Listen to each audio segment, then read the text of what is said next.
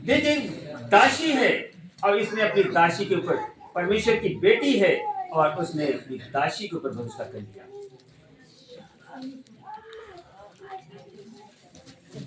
सोलह है, छोटा सा वचन है। हाँ, पढ़िए वचन को। एक अध्याय से पढ़िए, एक पद से। अब्राहम की पत्नी सारे के कोई संतान नहीं। वचन में लिखा, अब्राहम की जो पत्नी थी सारा, उसके कोई संतान नहीं थी। उर्दू में कह लीजिए कि इब्राहिम की जो पत्नी सारा थी, उसके कोई बेटा नहीं था, वो बांझ थी। हालेलुया।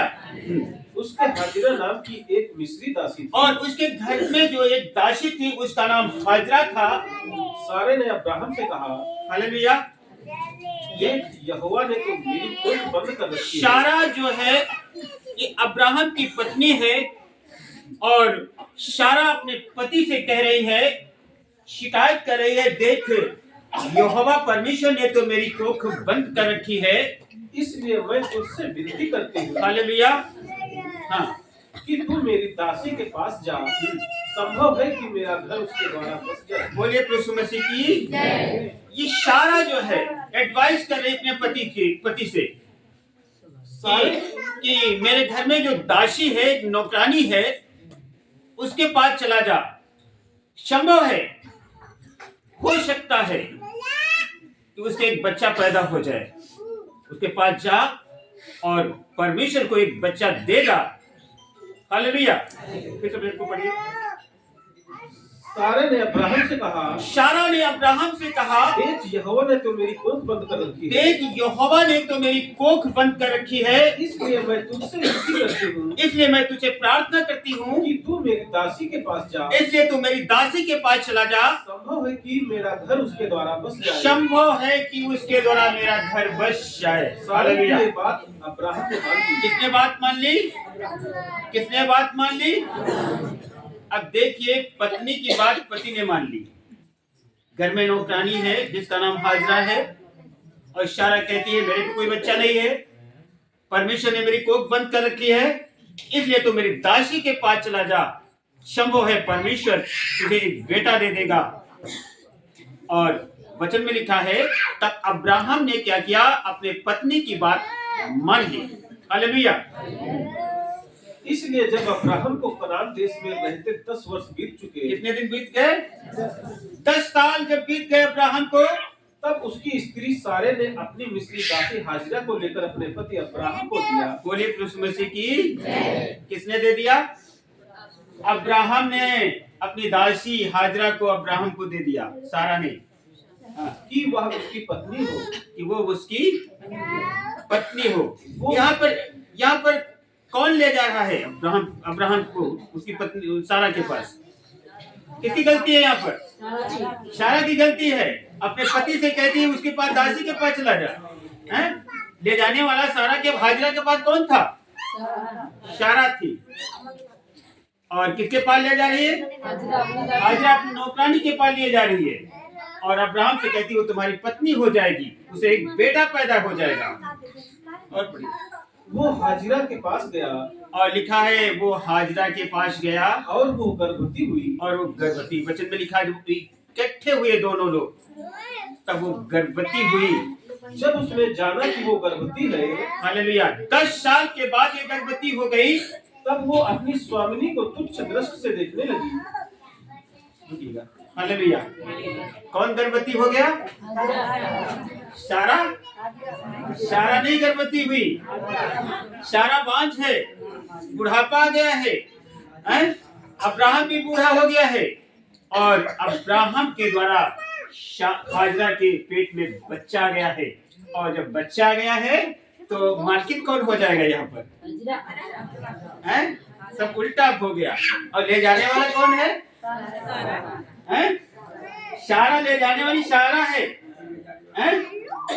अब मालकिन, अब जब वो गर्भवती हो गई, प्रेग्नेंट हो गई, तो क्या बोलती है सारा, अब तुम नौकरानी बन गई हो और मैं अब, क्योंकि तुम्हारे आदमी का बच्चा मेरे पेट में आ गया है। वचन में लिखा है, तो हाजरा सारा को क्या करने लगी? देखने किस दृष्टि से?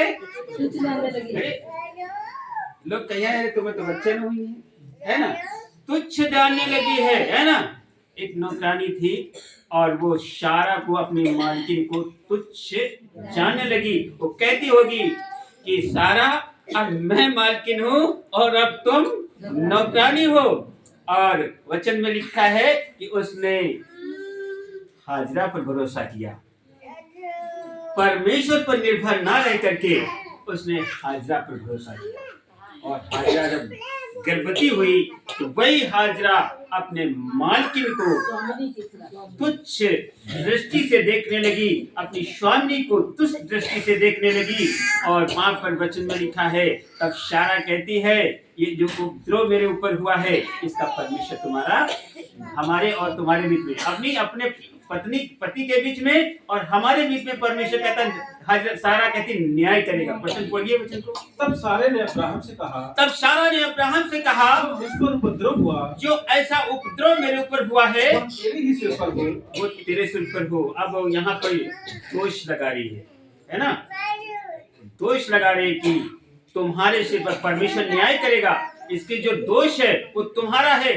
जब परमेश्वर जजमेंट बनेगा तो तुम्हें गोली से उड़ा देगा, क्योंकि तुमने ऐसा कर दिया है ना। हालेलुया। जबकि ये निर्भर अपनी दासी के ऊपर हो गई। अब जब दासी के ऊपर निर्भर हो गई तो उसके जीवन में क्या हो गया, उसके दिमाग के अंदर डिप्रेशन आ गया। क्या गया? चिंता आ गई, है ना।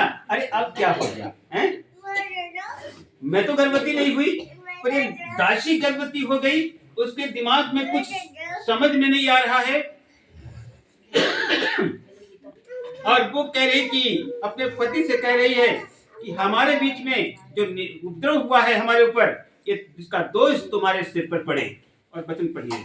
मैंने तो अपनी दासी को तेरी पत्नी कर दिया, मैंने तो अपनी दासी को तेरी पत्नी कर दिया है। पर जब उसने जाना कि वो गर्भवती और है, जब उसको मालूम हुआ कि वो गर्भवती है, तब वह मुझे तुच्छ समझने लगी। इसलिए यहोवा मेरे और तेरे बीच में न्याय करे। वाह, ये शिकायत कर रही है सारा।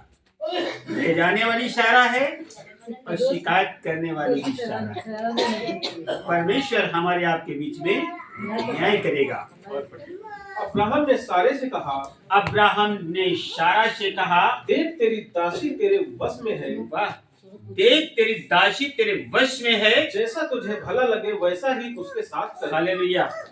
जैसा तुझको अच्छा लगे वैसा ही तू कर। तब सारे उसको दुख देने लगी। तब वचन में लिखा, सारा उसको दुख देने लगी और वह उसके सामने से भाग गई। मेरे प्रिय बहनों और भाइयों, हमें परमेश्वर पर निर्भर रहना है।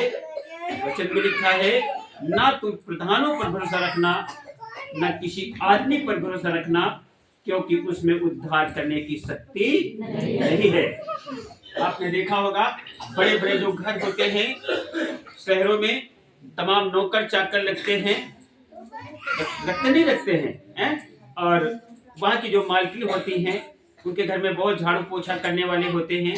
तो आज का समय ऐसा चल रहा है, अगर वो कह दे कि सिस्टर यहाँ पर